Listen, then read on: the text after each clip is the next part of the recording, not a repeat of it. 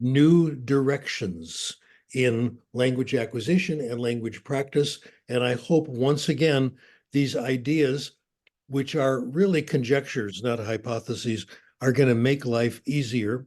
And I hope by telling you about them, you guys will tell me if you have any evidence that they work, and you'll soon see what I've been talking about.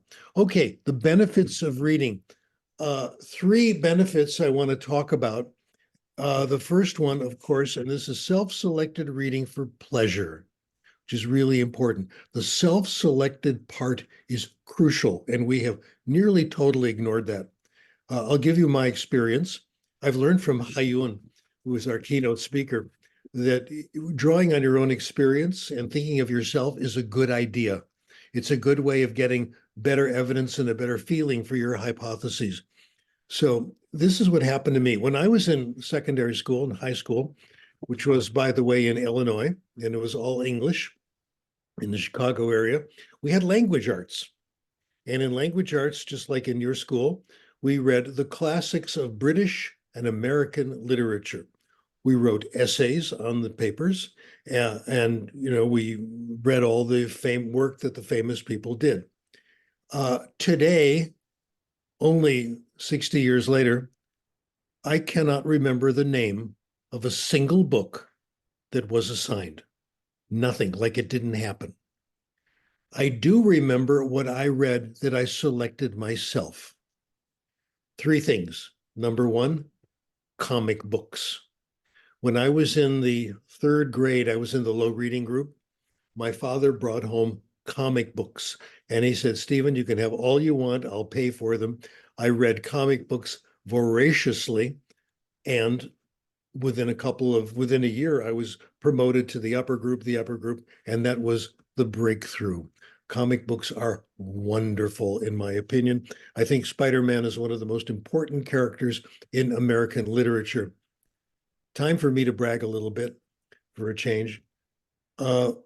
I got the highest honor possible for comic book research. One of the inventors of Spider-Man, one of the presidents of Marvel, invited me to lunch. Isn't that wonderful? And we talked about comic books and how which ones are good and what made them good. And I'll tell you what he told me in that conversation. He said, who do you think is my favorite superhero in the Marvel universe?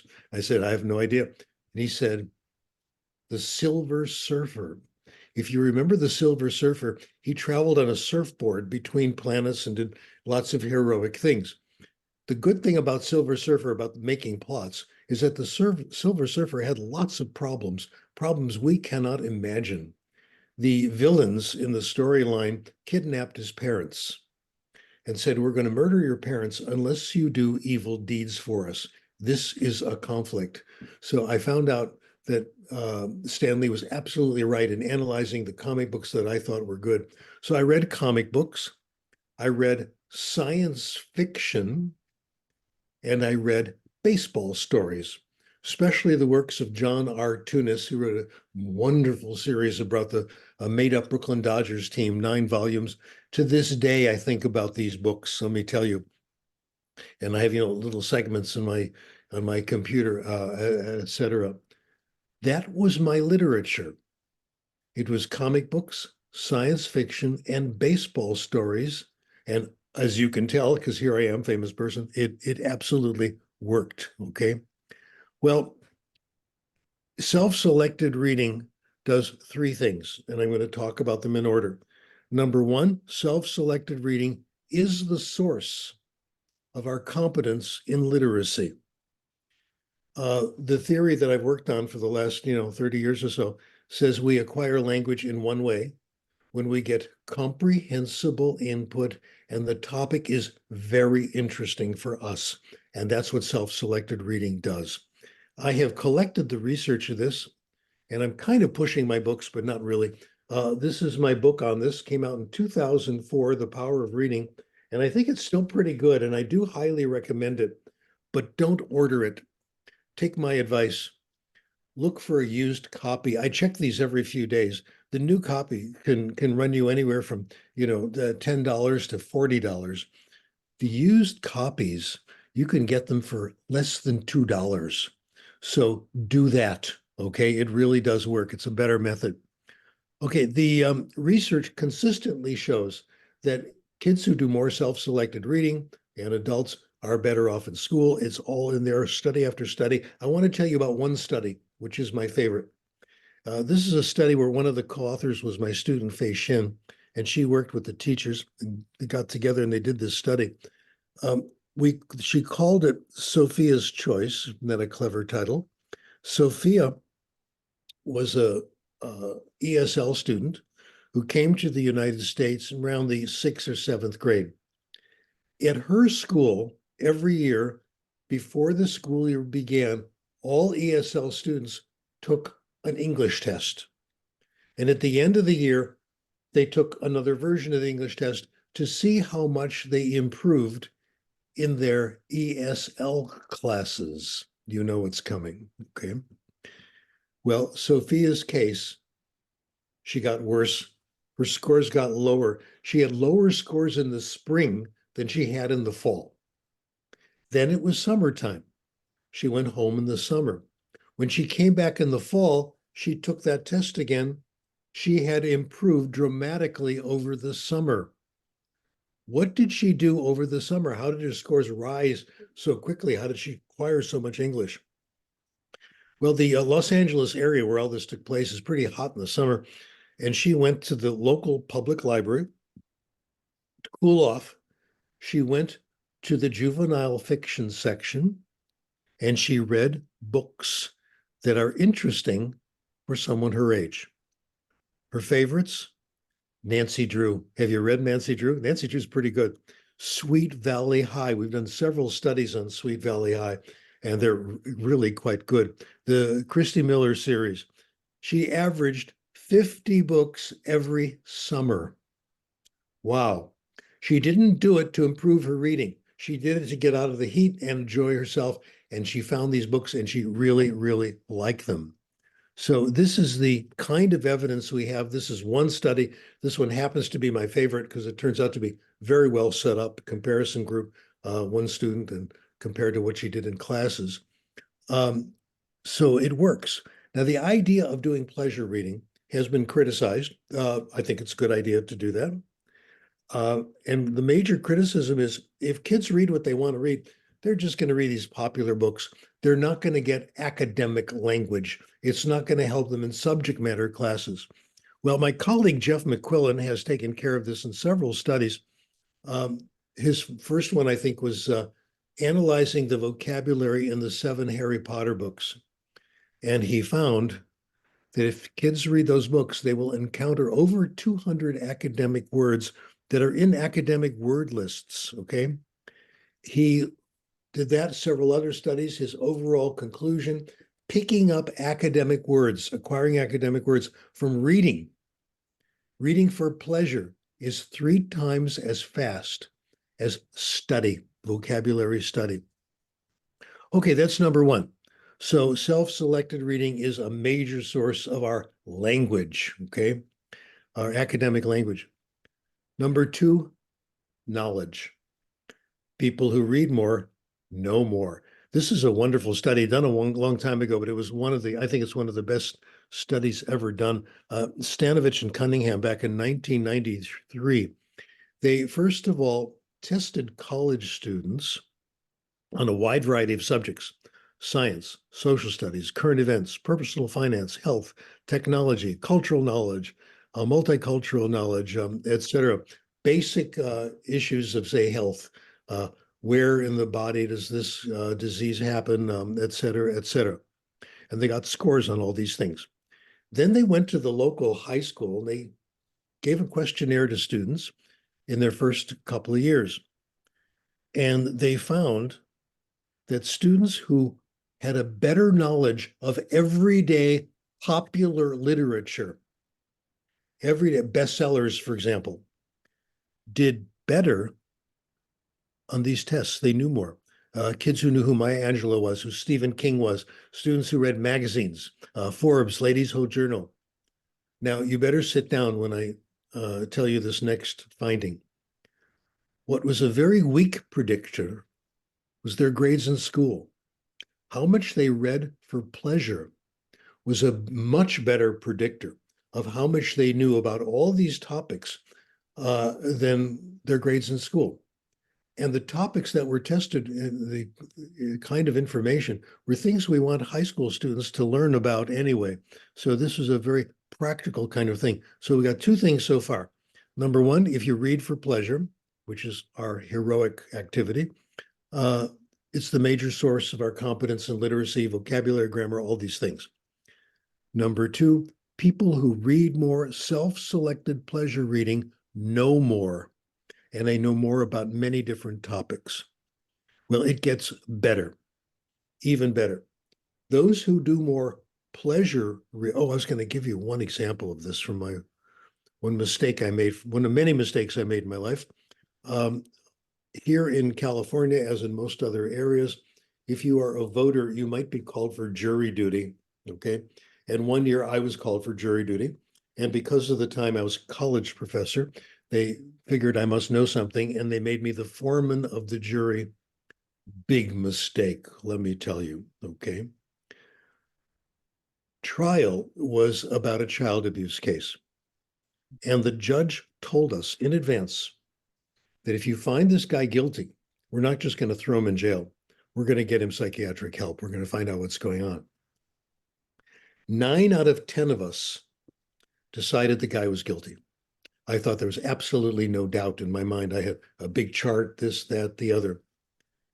One jurist said no. I don't know, maybe he felt sorry for him. I don't know what the reasoning was. But because of that, we were a hung jury. You need a unanimous decision. And the trial had to be rerun. It was, delayed trials declared invalid. We cost taxpayers a lot of money and wasted a lot of time. Now, 2 years later, I read an interesting novel, John Grisham, who wrote all these legal novels, called The Runaway Jury. That's where I found out about juries. I wish I had read that before I was foreman of the jury. And I found out that those extra people that sit around the jury are potential jurists. You can get someone dismissed from the jury, and you can substitute one of these substitutes, okay? I didn't know about that. I hadn't read John Grisham's book. So popular literature would have solved the problem, saved a lot of grief and extra effort. Okay, number 3, this goes on and on. Self-selected pleasure reading gives you a deeper understanding of other people. And I have some very impressive people. There's research on this, but I'd rather just quote these very interesting people. Terry Gross is a radio personality. She's a host of a program called Fresh Air, which comes on in the LA area. And one day she said this, and when she said it, I wrote it down immediately. When you're reading fiction, what you're learning in part is empathy. You're learning to be somebody else, learning to see the world through their eyes. I think that is absolutely right on, okay? Now, let me talk about other people who've said the same thing, and let me impress you with how important these people are. Barack Obama, how do you like that? Former law professor. He knows his stuff. He says, when I think about how I understand my role as citizen, the most important stuff I've learned, I think I've learned from novels. Wow. This has to do with empathy. It has to do with being comfortable with the notion that the world is complicated and full of grays, and there's still truth to be found. It's possible to connect with someone even though they're very different from you. Well, I have other data on Barack Obama, and I get to brag a little more by telling you about it. My son won an award for his accomplishments in mathematics in high school. He's now a college professor. Oh gosh, it's amazing. I want to be like him when I grow up. Anyway, he met Barack Obama when the award winners were taken to the university and met these famous people. And he talked to Barack Obama. I said, what was it like? He said, Barack Obama listens to you when you talk. He's not just going on with his own, ideas, et cetera, et cetera. He thought it was really something. Barack Obama had respect for what the students said and had real conversations. This is how what he said is absolutely true. He has empathy. He's comfortable that the world's complicated and full of grays, and there's truth to be found. It's possible to connect with someone, even though they're very different. The third famous people is the founder of my field, linguistics, Noam Chomsky. Chomsky says it's quite possible and overwhelmingly probable we'll always learn more about human life and personality from novels than from scientific psychology. Noam Chomsky praising novels, praising fiction. This is very impressive and quite convincing, I think. Well, I've told you about reading, and reading definitely does what it's supposed to do, reading fiction, etc. What about writing? Let me tell you what the research says. Big surprise. More writing does not result in better writing. Study after study has shown this. It's not in the well-publicized literature. It's here and there in the literature. Well, writing is output. And according to Krashen's work and others, we acquire language by input, by comprehension. But writing does something else. And I think the best quote on this to introduce what writing does comes from Ernest Hemingway. The first draft of anything is shit. This is Ernest Hemingway. It requires revision all the time, okay? Now, revision is how we get smarter, okay? Where am I, my notes? So what writing does for us is help us rethink what we've written down, what we think, and come to better ideas. I first read this in an article written in 1924 by a mathematician, Poincaré, and he talked about his own writing process when he's doing his work. When he reaches a block after a preliminary period of conscious work, he'd get up from his desk and do something that took little thinking, okay? Like straightening out his desk, okay? In his case, 100 years ago, putting wood on the fire. Returning to his work in a short time, he would find that the solution to the writer's block, parts of it at least, would appear from his subconscious mind. The subconscious mind wants to help us. And the way it helps us is when we calm down, take a break, relax, and parts of the solution appear. Writer's blocks are normal and they're good for you. Writer's blocks means you're about to learn something new. This is me all day long in writing. Writing, have a writer's block, get up, take a break, come back. And that's when I do dishes and straighten things out and do things that don't require a lot of thinking, okay? Your subconscious wants to help you. Eckhart Tolle said very similar. Eckhart Tolle said, all true artists, whether they know it or not, create from a place of no mind, from inner stillness. Now, the advice I have taken from this, which has worked very well for me, write things down. I always have a notebook and a pen or pencil with me, no matter where I am, no matter what I'm doing. Taking a walk, fine, take pencil and paper with you. Okay, this is between you and me. When I go, you know where, I take pencil and paper. You never know when a new idea is going to come. Be prepared for it. Driving is a problem. I've had some great ideas driving, and I haven't remembered them because they don't last very long. You get a new idea, and by the time you try to write it down, you've forgotten it. That happens to all of us. That's why you've got to have pencil and paper with you. Driving is tough because you're not writing. I had one of my best ideas on application while I was driving, and fortunately it lasted. It lasted because the first chance I had, I pulled over and parked the car and was able to write it down, okay? It's easy to forget. This is Graham Wallace. The story may be true of the man who had such a brilliant idea that he went into his garden to thank God for it. Found on rising to his knees, he had forgotten it and never recalled it. Now, these incubation breaks can help us in several ways. Sometimes you just find a better word, you realize you made a grammatical error, you have a slightly better way of saying it, you make the correction, small steps. Sometimes they're huge steps. Saul Bellow, fiction author, commented on this.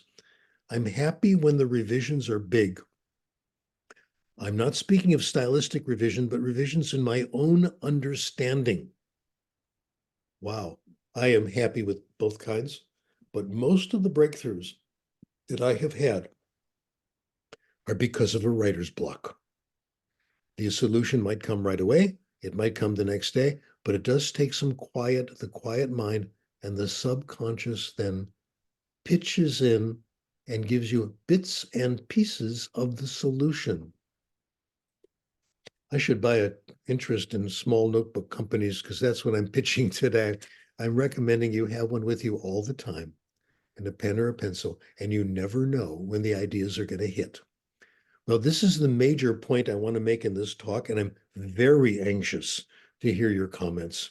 I have plenty more I want to talk about, but I want to know if you have any reaction to this. So let's take a calm breath, and I'm ready for questions.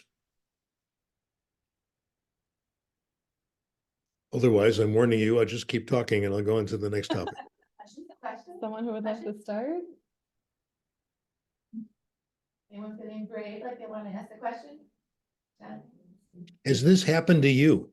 Does this make sense? That's my question to you. Yes. Have you ever had a writer's block? Of course you have. I do dishes during writer's blocks, okay? Very important.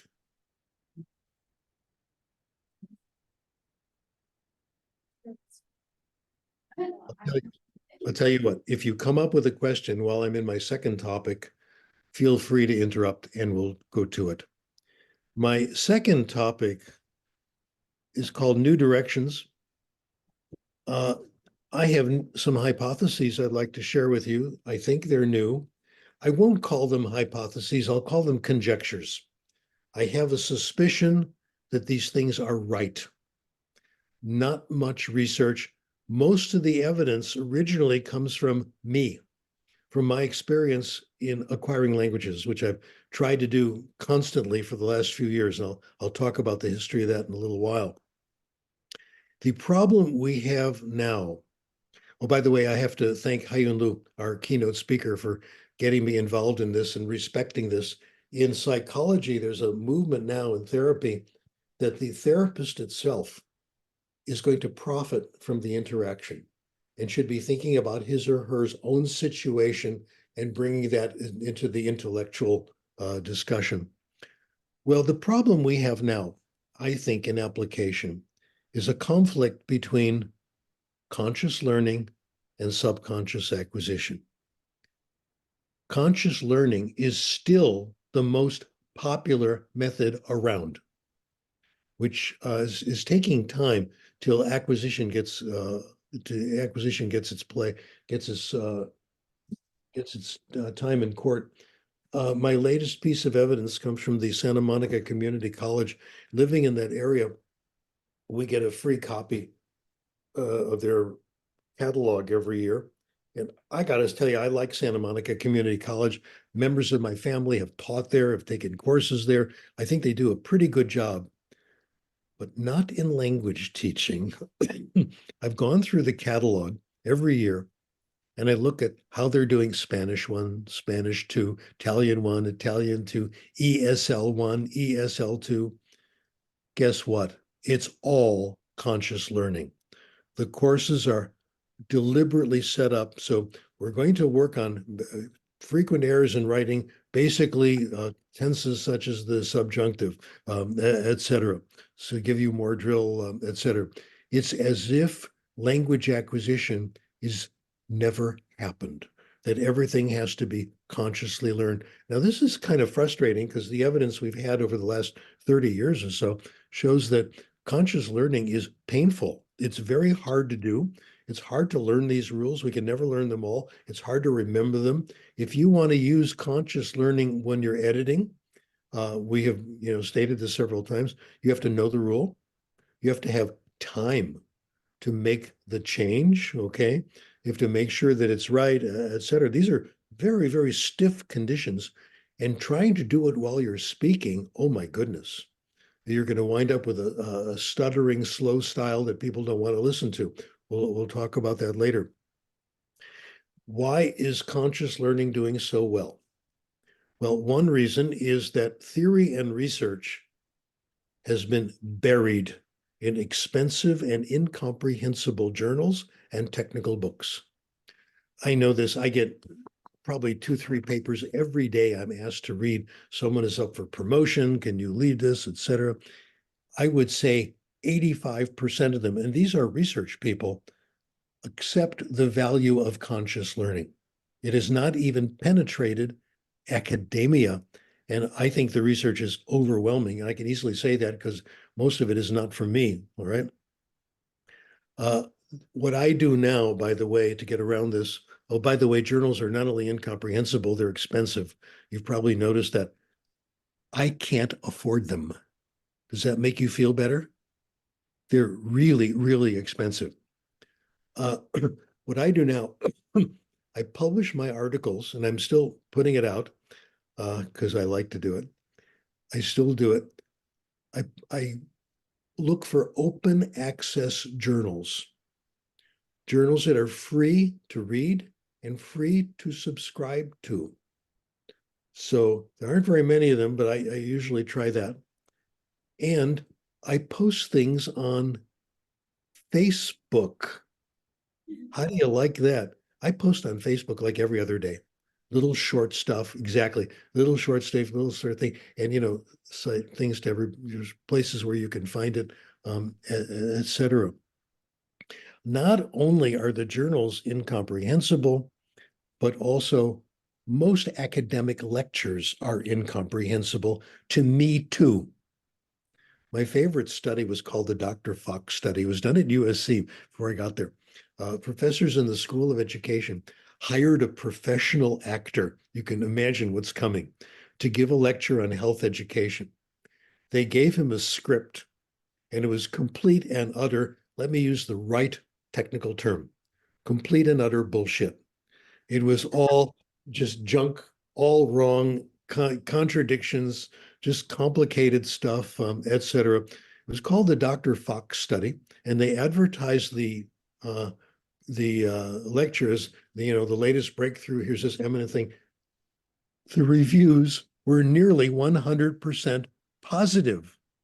The guy was a professional actor, and he did a lot of gestures and things with his voice. They said this was a wonderful talk. It was clear, it was wonderful. Nobody could have understood it because it was all deliberately incomprehensible and incorrect. Okay, so this shows that people are more interested in how things seem to come off, et cetera. I was introduced to this because of one of my professors at UCLA when I was a grad student.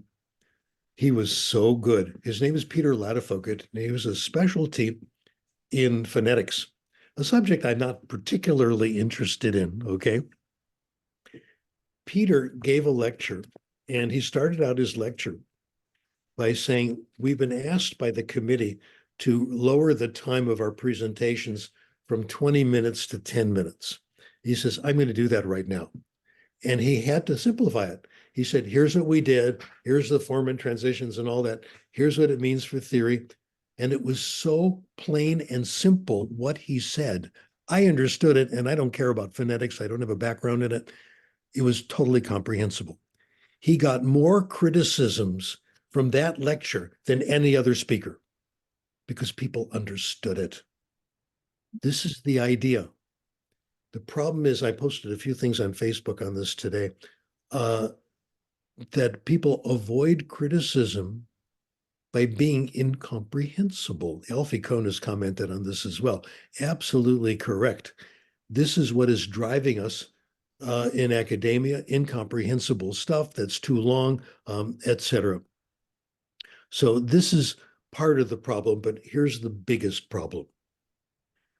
Conscious learning, materials based on conscious learning, are financially very profitable. Some of you get the underlying thing of what I'm going to talk about. The science of reading, the push for phonics, the evidence doesn't exist. Richard Allington has said this. You guys keep saying we've hundreds of studies that show that heavy phonics works. Tell me about one of them. Post it so we can look at it. They've never done that. They just keep saying we have hundreds of studies. Learning is financially profitable. Teaching phonics is financially profitable. Drill sheets, etc. Teaching grammar, teaching vocabulary is financially very, very profitable. Acquisition is a disaster financially. What did I just talk about? I talked about pleasure reading, self-selected pleasure reading. Does that cost money? No, it's free. You can get these books at the library. So it is a total disaster for the publishing industry. That's, I think, the biggest one, okay? Richard Allington, former president of the Reading Association, said, there's little support for methods that are not profitable. Ideas that don't cost any money are generally ignored. I'll come to give you some examples of those as we go. Okay, let's move on to a new hypothesis. And I'm going to start it with a story. And I'm going to talk about myself, with the permission of Hayun Lu. He said I can do all this and experience and, do this is a good idea. This experience has happened to you. That's why I'm bringing it up. I was in a local drugstore getting something, and the person behind the counter, who I'd never seen before, had a heavy German accent. So being the show-off that I am, I switched to German. She answered me and said in German, "Wie lange sind Sie hier? How long have you been in the United States?" She thought I was a native speaker of German, okay? I have not spoken German for 50 years. But when I did it, it was all acquired. It was not, most of it was acquired. I picked up German. I had 1 year of it in college, and that's all. And then I went to Vienna for a year. I thought I was going to be a musician. That was my goal in life, be a pianist, etc. And I went to my teacher's teacher in Vienna. She and I did not get along, okay? But my wonderful parents allowed me to stay in Vienna for a while because I was having a good time. I did practice the piano. I stopped working with that teacher because she was just too nasty. But I did do the piano. I practiced 4 hours a day and all this stuff and had a good time. But I also made a lot of friends. I went to the university and I took a course in German as a foreign language, okay, kind of GSL, whatever you want to call it. And in those days, this was 50 years ago, the language we spoke among each other was German. Today it would be English. You go to another country, take a language, everybody speaks a little English, etc. In fact, when I took Hebrew on the kibbutz years ago, I couldn't get anyone to speak Hebrew with me because they all spoke English so well, including my relatives. Okay, what can you do? But then I spoke German to the other kids. I got to know their friends. We had lunch together all the time. They invited their friends who were German speakers. From them, I got lots of interesting input, and we recommended books to each other. Try Heinrich Boll. It's easy, it's comprehensible, you're going to like it. So my German improved incredibly that year, and that helped set me on a different path. The same thing happened to me with French. My friend, some of you may know her, Karen Rowan, was active in the publishing world, and I've known her for a long time. Anyway, Karen called me up one day and said, there's this new class you might be interested in. Come and join us. It's a free class in French. All right. So naturally, I jumped in. One of the things that's part of my research is, working with languages, seeing what works, what doesn't work with me. And the class was really good. It was for, kind of advanced beginners, low intermediates, and I had no trouble at all. In fact, I had nice conversations with the instructors in French. I haven't done anything in French for at least 40 years. Most of my French comes from a sabbatical at the University of Ottawa, where I worked in sheltered subject matter teaching in French. And I made lots of friends with the faculty. I took courses there. And I improved also because I got interested in French science fiction, which is exceptionally good. I haven't done French in at least 40 years. Guess what? It's still there. Isn't that amazing? I'm interested in your stories if this has happened to you. I can speak these languages without really thinking about it, without feeling self-conscious. Maybe there's a mistake here and there, but I don't worry too much about it, okay? But this is like, in one case, 50 years. My second, I think, possible advance in pedagogy is the importance of bad input. I honor bad input. I served in the Peace Corps, which is had a good time. I avoided Vietnam and met my wife. We're still married. We're doing fine. This is a long, long time ago. And in the Peace Corps, I was sent to Ethiopia. The language there is Amharic, Semitic language. And the first night I was there, I was put in a house with two roommates, and I'm still in touch with them. We're still friends. It's been very, very good. First night I was there, car pulled up, and two people got out. One of them was a guy who has changed my life. His name is Brian McCauley. He's now still works in administration throughout the world in various countries. Brian and McCauley and I became buddies. And he said, the reason we're here is we want to take you out for a beer. Welcome to Ethiopia. I thought that was really nice. And we had a great relationship. Brian McCauley, first of all, Amharic and Peace Corps training was 100% grammar, which meant it was incomprehensible and totally useless. And I got a student to tutor me, and I didn't understand anything then. And I had the student tutor me in grammar. But I heard Brian McCauley. Brian had no formal education. He had picked up all of it just in life. I listened to Brian McCauley when we went out for beer. And we did that at least 50 times, okay? And I hung out with him and his friends, and he was a wonderful buddy. You meet someone like that, it's absolute gold. I acquired Amharic by listening to Brian McCauley's bad Amharic. Got it? Because it was comprehensible. He had a limited vocabulary, limited grammar, and he talked about familiar topics. When you go out for beer 20 times, it gets to be reasonably comprehensible, okay? Bad input counts. It can be very, very good. I got to the point where I acquired a minimal amount of Amharic. At the end, early, but it was very functional. I'll tell you how good I am in Amharic. And I don't mind your testing me on this, in case you speak Amharic, okay? I'm really proud of this. It's really funny. I'm trying to think of which adventure. Oh, the one on the subway. You can do it to help people. I was in New York giving some speeches, and it was time to go back to Los Angeles. And I went to the subway to take the train to the airport. And I took the escalator down. At the bottom of the escalator was a woman in tears.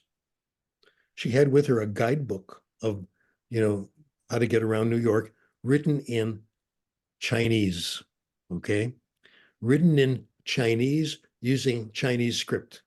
And I realized from that she did not speak English. I had had some Chinese education. My teacher was Haiyan Lu. I went to her classes and they were really good. I read the easy books that she wrote, and that helped a lot. They were totally comprehensible and interesting.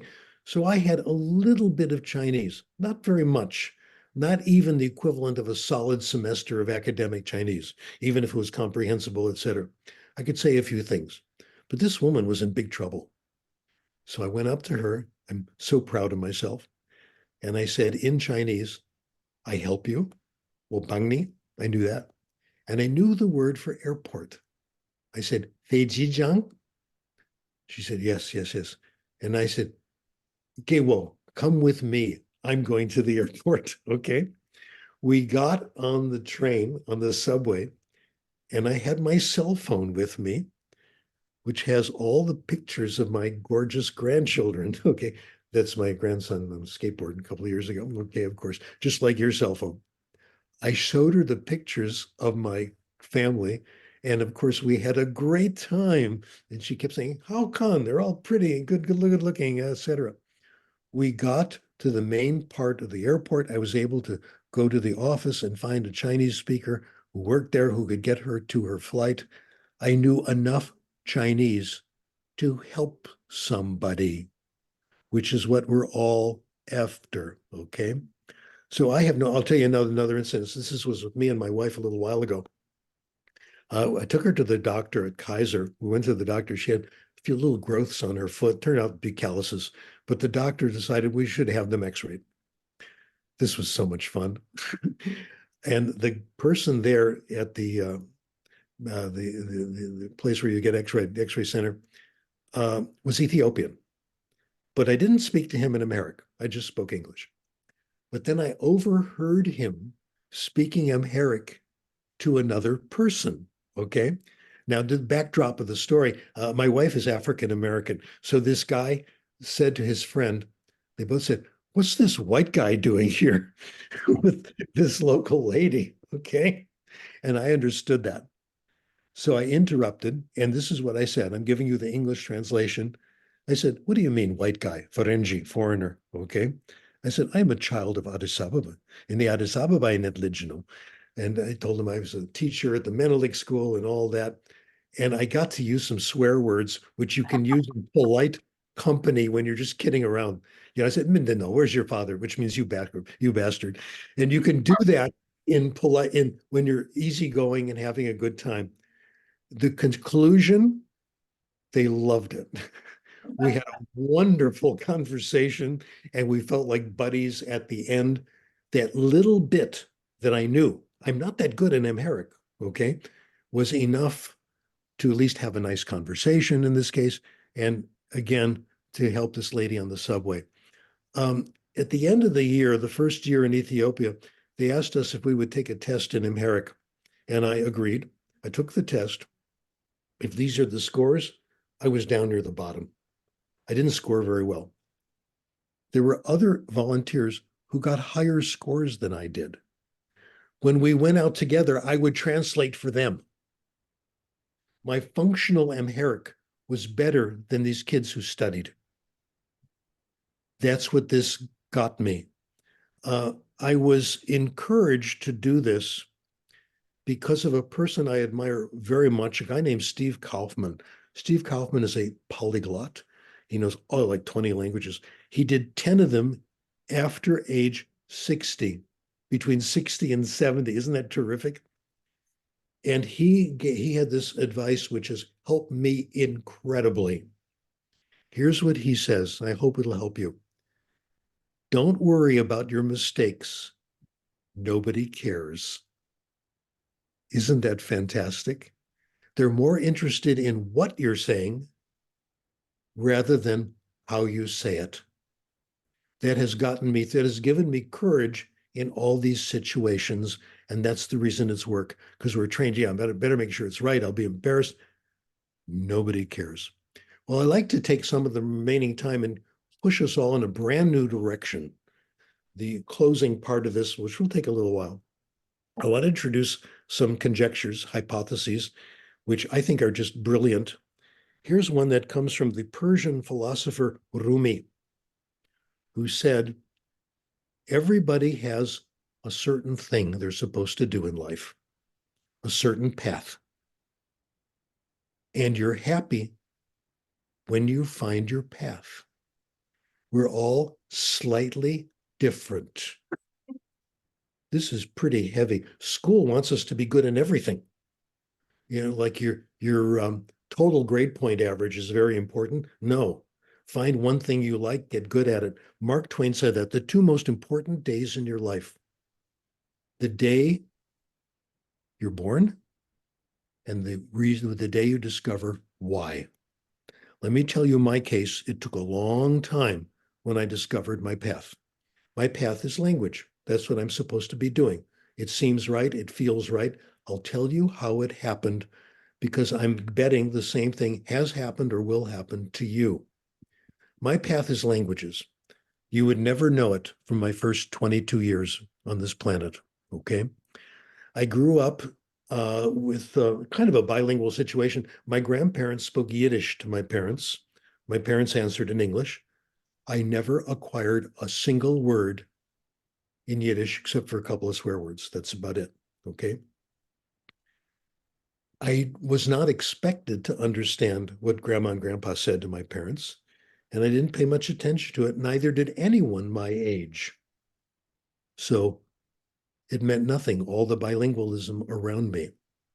I took French in high school, and this is Steve Krashen talking, one of the world's great experts on second language acquisition. Get this.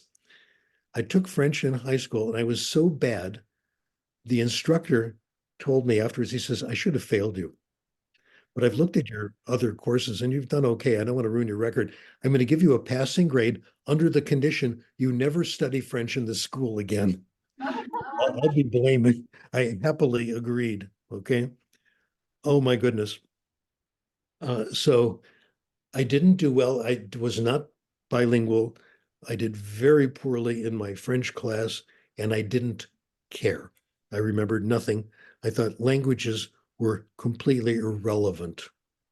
I'll told you when I tell you when the change happened, and the actual event took like 30 seconds. That's it. And I'm curious to get your reaction if you know similar cases.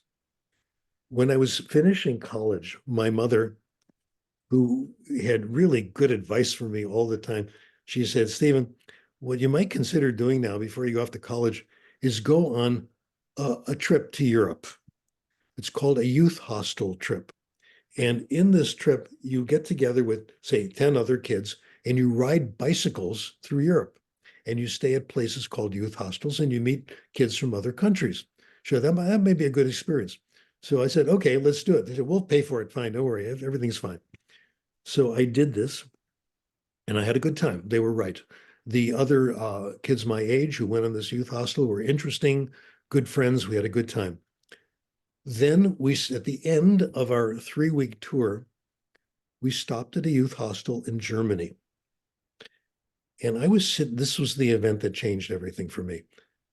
I was sitting at a table, and there was another kid sitting nearby, and he was speaking German to some people. This was in Germany. He was speaking what sounded to me to be fluent French to other kids, and he spoke to us in pretty good English. That was it. I thought to myself, I want to do that. The change was immediate and sudden, and it hasn't gone away. 2 days later, I was on it. We ended our youth hostel thing. 2 days later, I was on a train to Paris. I talked to people, found out what I should do, and I enrolled in the Alliance Française, and I took 3 weeks of French class, and I could speak a little French after that, and it got better and better and better. Since then, it's been languages, and that was 50 years ago, and it has stuck. I found my path. To give you a real life example here, I noticed that when I was a kid, we all played baseball all the time, went to the park. And very often there was more than 18 kids, and we divided up into teams and all that and played, had a good time. Everybody knew what position they should play. Isn't that remarkable? I never even dreamed I would be a pitcher. I never said to the pitcher, move over, I want to pitch. I was never a catcher. I never played first base. I don't have the physique to play first base. I played second base. I played right field and a little bit of third base as my arm got a little bit stronger. Everybody knew what position they should be playing. Everybody knew, even for baseball, what their path was. I find that remarkable.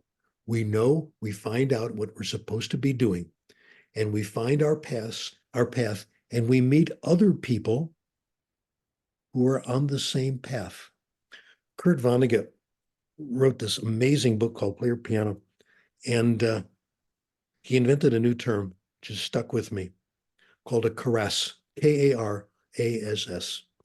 These are people who are all on the same path and meet and help each other. Isn't that cool? That is exactly how the human race progresses. I realized then that language required the caress. When one day, when I was teaching in a school in Ethiopia, a visitor came from the UK, a specialist in language, and hung out with us. And we talked about what happened in our respective French classes. He said, I hated it. I hated the teachers. I hated the language. I hated the culture. And the final exam was you're supposed to speak French to a group of teachers. And these are just barely post-adolescent, which is very embarrassing. And he decided he would deliberately make fun of this. He would humiliate them. He dressed up French. He had a beret. He had a dark liquid, which he pretended was wine. And he thought he was exaggerating a French accent in order to humiliate them. Ah, bonjour mes amis, je suis très content d'être ici avec vous. Hein? Comment ça va? In other words, he did pretty good without realizing it. My conclusion from that, he had acquired it. He would never speak it in public. Why? Because it's not the club he belongs to. Club accent is a marker of club membership. We did a study of New York accents. We found that if you grow up in New York and you go somewhere else and you get it at an early age, people realize you're from New York. Otherwise, they don't. Okay, and that's good. There's something going on there. Now, why is this true? The first hypothesis that came out about this, which I fell in love with, it was wonderful. Eric Lenneberg wrote a book called Biological Foundations of Language, in which he said there is a neurological barrier to getting a convincing accent.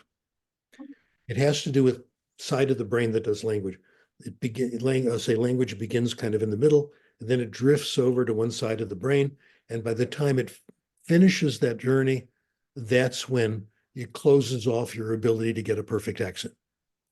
The critical period hypothesis. I thought it was true. I thought it was one of the most beautiful hypotheses I had ever seen. I still think it's brilliant. I just think it's absolutely wrong. I decided to do my doctoral dissertation on this. My first paper, I demonstrated that it wasn't true. I looked at the same data, I looked at other data, and I said, this isn't right. It's not working out. I wrote to Lenneberg right away. Lenneberg wrote back and said, you're probably right. He says, I found some problems with this true. Now, my ultimate bragging this time, if you haven't had enough of it, is when I talked to Noam Chomsky about this. Can you imagine? Ultimate name dropping. And we discussed Lenneberg and the hypothesis, and we agreed there's nothing wrong with being wrong. This is where we get you new ideas and you go in new directions.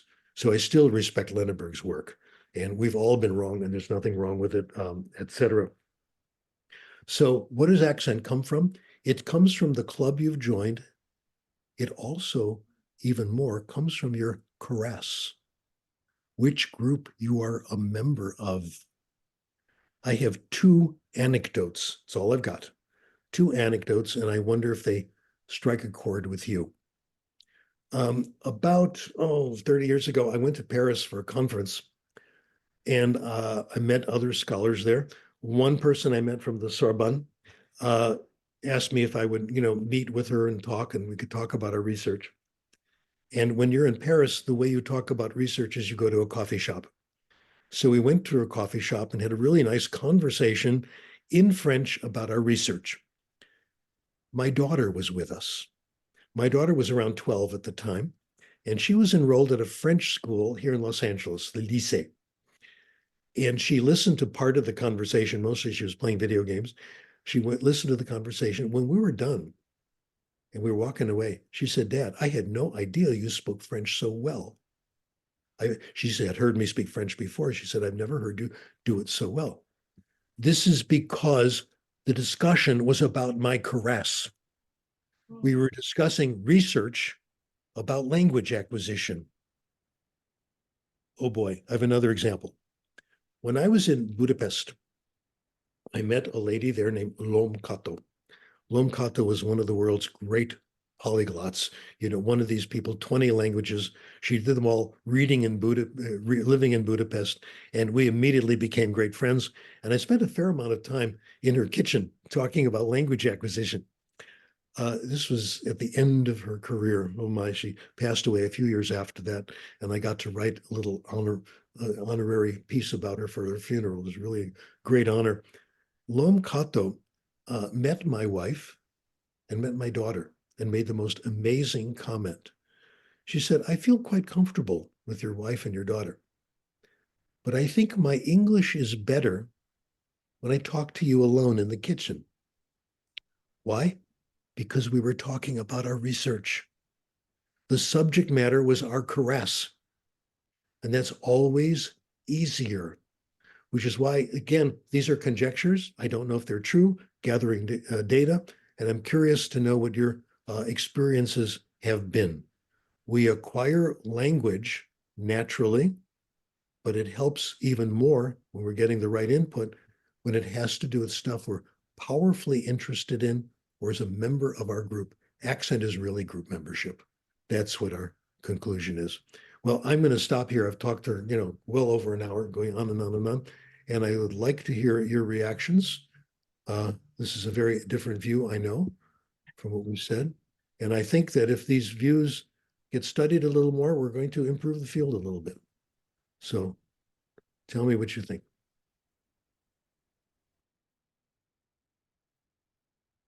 Okay, the question has come up. Erica has asked a great question. Great questions are defined as those I have a ready answer to, and this is one of them.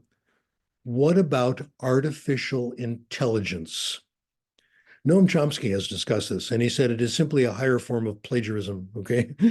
I think he's just about right. I think this has been pushed much farther than it deserves to be. Nothing is going to be better than the book or the human being in getting the right kind of input for language acquisition. I was invited to a conference on this about a year ago. I was the keynote speaker, and it was all about new technology to push artificial intelligence. This was looked at very eagerly by companies who want to profit from it. I gave them no consolation at all. So far, the best things we have are the book and a human being, and really interesting recordings, really interesting messages, etc.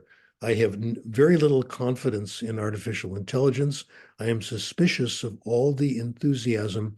Like many things, it looks to me to be profit motivated. Okay, now that I've made half of you angry, let's go on.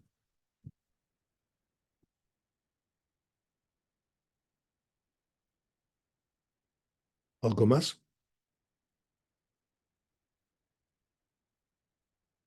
There we go. So Oh, we're gonna. good solution. Yeah. Do you want to come over here and talk on this one? Yeah, I think you can read my question. You mentioned the financial interest behind some of the persistence and resistance of research-based acquisition and language teaching. It's been 40 years of research. When will we see a change in this, in your perspective and opinion and experience? Oh gosh, I have no idea. I'll give you some examples though, because I have plenty of them. I've been very interested in how to encourage reading. Okay. This is a frequent question that comes up. We have lots of books. How can we get the kids involved? And I read two very interesting suggestions in library journals, each of which was just one page. And one of them said, when kids are in the library, this is say ESL, kids are in the library and they find a book that they like, encourage them to draw a circle or something in the book, a mark, so other kids will know that the book is popular. I publicized that. I said, this is a great idea. Let's see it and see what goes on. It's never been done because nobody makes money on it. It's not like giving rewards and stuff like that. Other things. Another one was called Spider-Man in the Library. Great idea. Go to the library of your school. Let's say it's a junior high school. Take a bunch of really good comics, put them on a table near the entrance to the library. You'll have more interest in kids going to the library. They've tried it. They actually did data on this. And they found that comic book circulation went up, but so did all books. Circulation of everything went up. Again, this has not been replicated because there's no profit in it. Okay, that unfortunately is the problem. Not only are people not thinking up new ways, they're not adapting ways that, don't make money for somebody somewhere. And money is tough right now, I know that. Any other reason for the resistance? He's asking if there is any other reason for the resistance. Well, it's because people don't know about acquisition is the big reason. They think learning is the only game in town. It's all they've had in school, et cetera. And as I've mentioned, if you want to find out about theory, it ain't easy. And I mentioned that even I have trouble, and I know this stuff pretty well, reading the technical articles. They're boring, they're long, and they're not very interesting, which is why I post a lot of stuff on Facebook. I've been posting on there regularly. So do my colleagues do as well. I think it's a good idea. What's his Facebook page? Your Facebook is just Stephen Krashen, right? Just type in Facebook. And you can go to different, you can go to mine, you can go to others, you can have your own comments. Facebook accepts everything. Bill Van Patten, one of the people I admire the most in this field. They even take him on Facebook. Absolutely. He is absolutely brilliant. Let me tell you, he's posted a lot of things. And if you know Bill, he is not hesitant in stating his opinion. And it's so refreshing and so insightful. Twitter still exists. I used to post a lot of stuff on Twitter, but the things I have posted have been completely ignored. I still do it because Alfie Kohn is on Twitter. Oh, Wonderful. And he's absolutely brilliant and insightful. So I stay on Twitter just so I can see what Alfie is coming up with. yeah. Other questions? Okay, are we all going out to Burger King now? Is that the plan? I think so. Maybe Dairy Queen. Dairy Queen, good one. Thank you. He said, thank you. The last questioner. Okay, first coffee's on me. All right. Oh, I have posted this on Facebook too. Research that shows drinking 3 to 4 cups of coffee a day will reduce the chances of getting dementia and other related diseases. So if you're looking for an excuse, there it is. Nothing wrong. Go for it, dude. Okay. Oh, Are we ready? Are we leaving? No, No, come No. on. Okay. Can you help me remember? I listened to a podcast and maybe you have heard of this, but it was anecdotal evidence of non-American workers working for an enterprise and how they made more acquisition by talking to each other than talking to the Native American, but the Americans who have English as a first language. Does this sound at all familiar? No, it doesn't. Please find out and post it. No. Okay, I'm trying to remember and I can't, I thought maybe you already knew. True. If you I think they make a lot of English just by talking to people, but that's because they're inviting more input. And a lot of the input they're getting is probably okay. Okay. yeah, I wouldn't be limited. surprised Yeah. if it worked to some extent. Yeah. Yeah, good one. I love those new bits of research.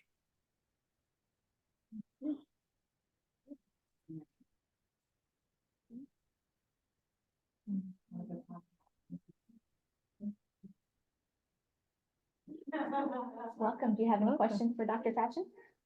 Oh, are we like? Yeah. We're just, Oh, we're maybe continuing in, Continuing. and so, yeah. Going over into. Do you have any questions at all? I don't know, sorry, I don't know what other people have said, but, Come on up here so we can see you. oh, Yeah, he's on Zoom. are we just like getting a list of questions or is he like answering as we go? Yeah, As we go. answering as we go. Oh my gosh, okay, hi. I'm Amanda.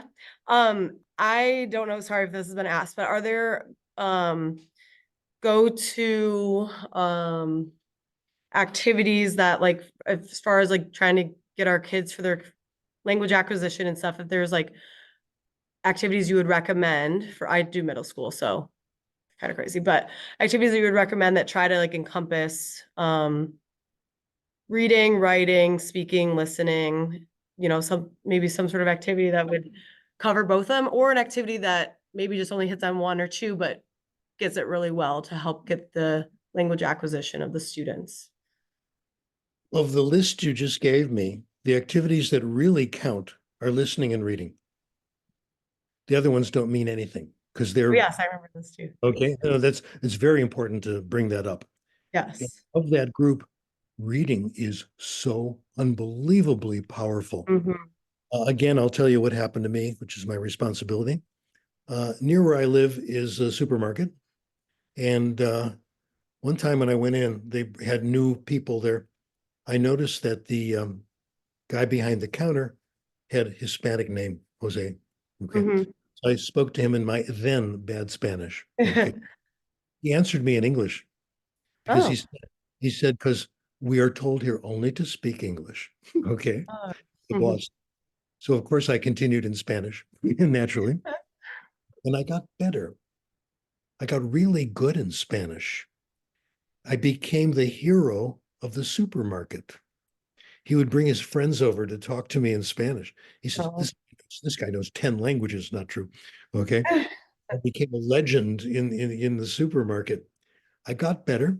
Friends that I know who know that I speak a little Spanish are amazed that, yo puedo hablar español ahora, es imposible, it's amazing. Okay. But I didn't get better from talking to Jose. I only talk to Jose maybe a minute once a week. He's got other customers. He can't just sit and, charlar conmigo. Okay, just talk to me. Mhm. The thing I did is I went right to the library and the bookstore and I got graded readers in Spanish. Those for beginners, those for Yeah. intermediates.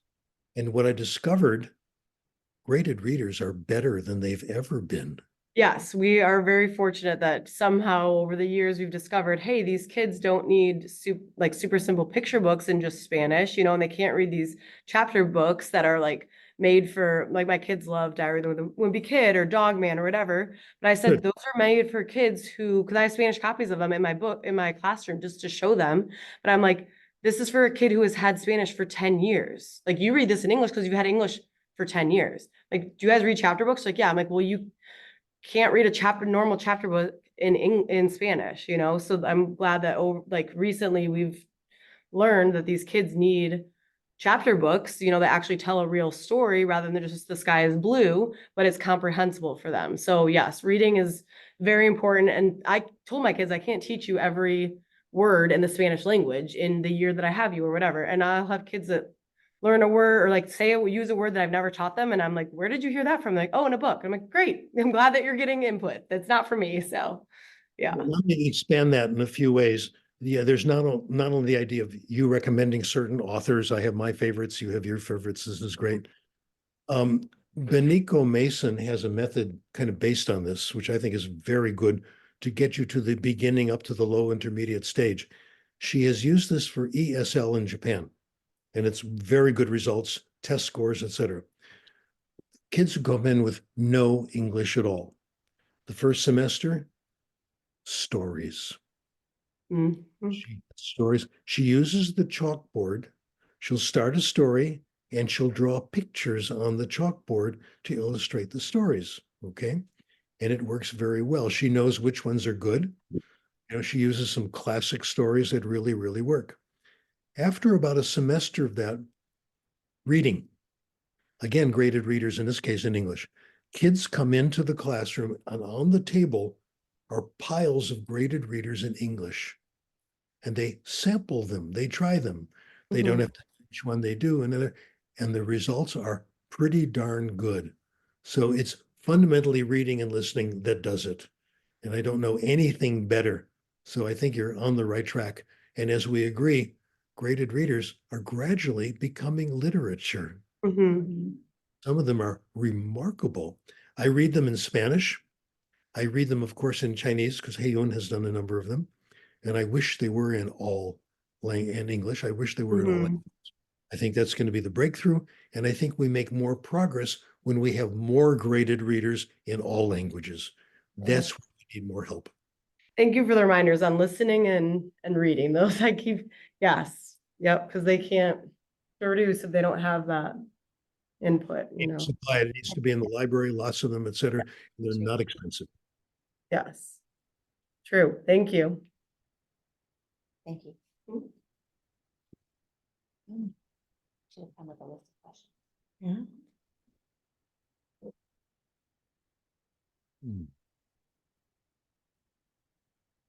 By the way, I haven't told you enough about my career. Please share. Yeah. I'm not just a one-sided person. There are other things. I have 2 athletic accomplishments, one of which overlaps a little bit on this stuff. When I was 9 years old, I was second place in a ping pong tournament in north side of Chicago. I'm very proud of that. And the other one is I used to hang out in Venice Beach in the weightlifting area. I was a regular pumping iron. And I met Arnold. I want to tell you the truth about Arnold Schwarzenegger, okay? Totally nice guy, okay? I want to just get this around. He would come around and say, try it this way, you know, okay? Very nice. He helped all of us, etc. So that was my athletic. Oh, I was the 19-something incline bench press champion of Venice Beach, not just one-sided. This is real life, okay? I've just bragged. Okay, anything else?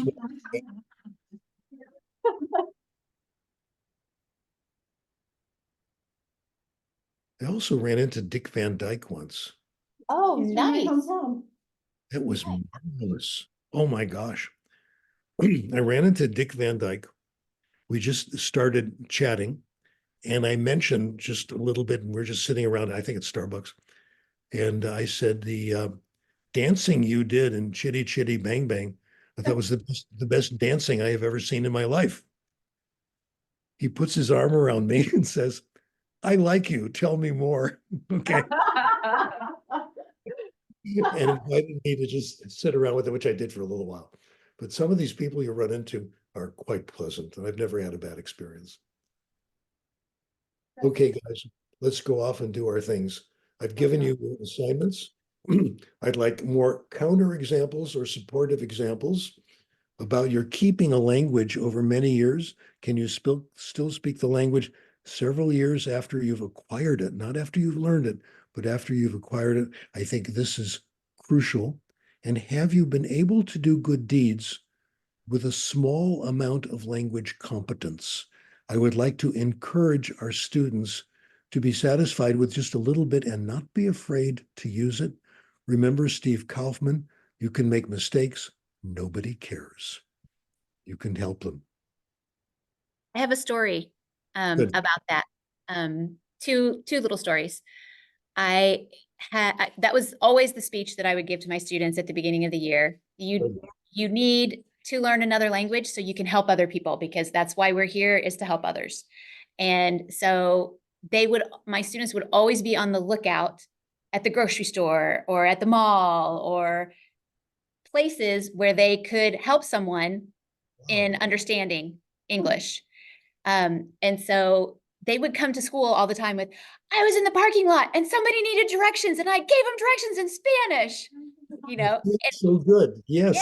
Yeah. And then we would all celebrate and like, oh, isn't that amazing? You got to help someone. And then my other story is I had the privilege of teaching my own triplets Spanish. And I have one who is finishing her student teaching in Mexico right now and is going to be a Spanish teacher. I have one who, if there had been any other choice of language to take at school, he would definitely not have been in my class. And I have one who was really enjoyed it, but did nothing afterwards, after high school. And so 4 years later, he'll come over to my house every Monday for dinner in between his classes at university. And he'll still have conversations with me in Spanish because he hasn't lost it. Now, we're still talking about the things we talked about, and the books that he read, and with our FVR library, which I changed the title from FVR to free, voluntary, mandatory reading, because it was free and voluntary what they read. It was mandatory that they read. But he can still carry on those conversations, and it's 4 years later. And so, yeah. If you're feeling up to it, consider saying something on Facebook. I will. 3 sentences. I will. It's beautiful. This is how we can get around the journal problem and, et cetera, and really communicate. Yeah. That's a good idea.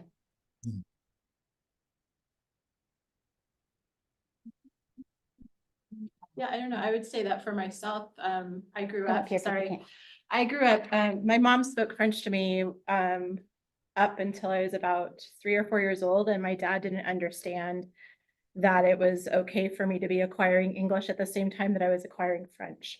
Right.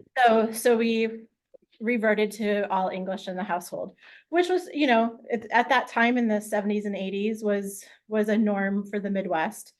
Well, the fact not normal that my mom would be speaking to me in French, but anyway, the thing that I find fascinating is that I didn't really study language again until high school.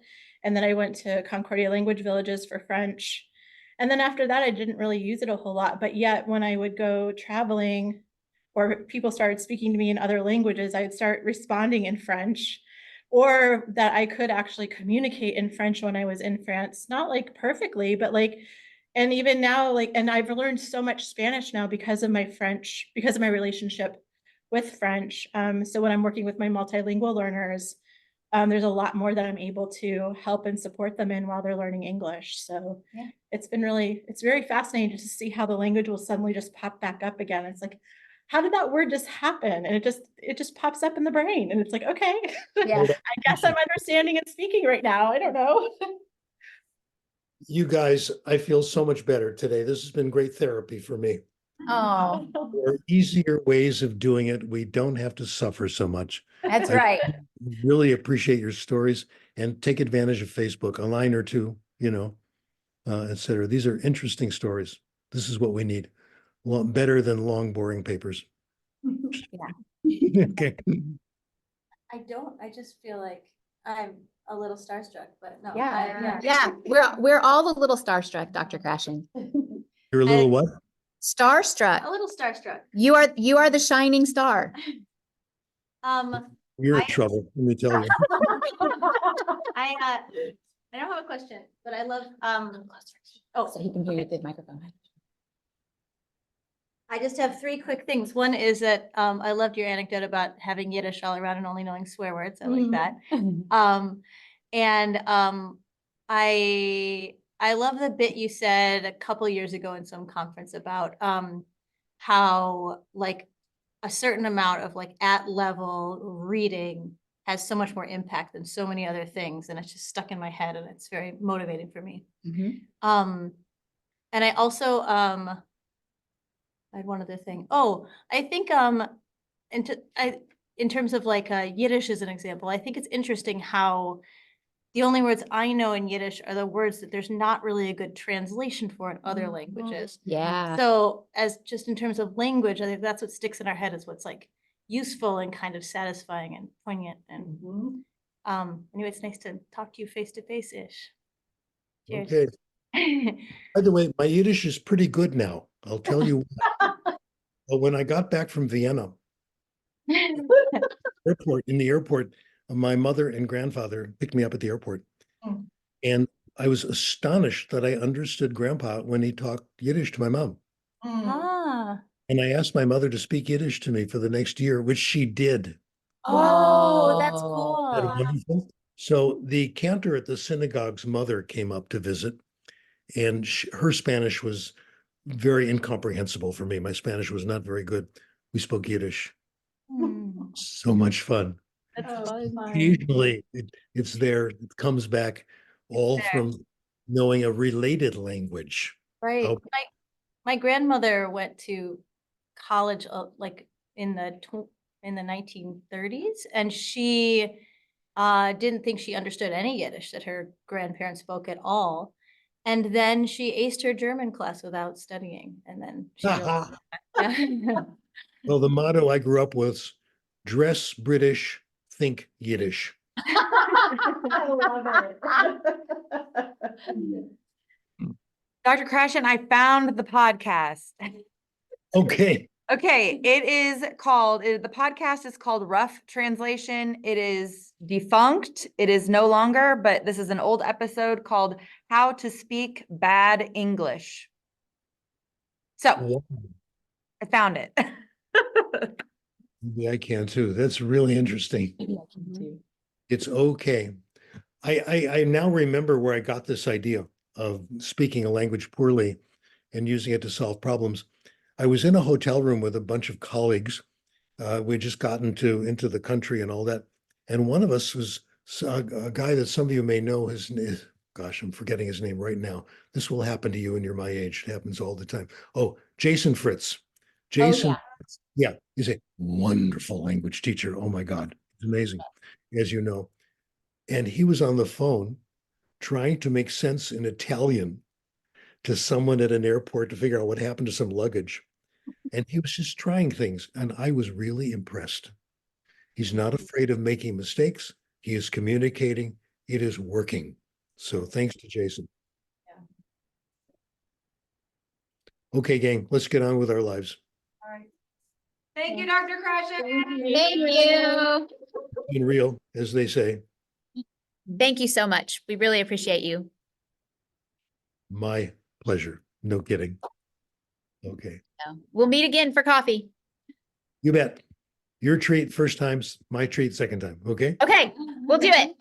Okay. I like cheap coffee. It's okay. Oh, changed everything. That's another story. Okay. Okay. Bye. Bye.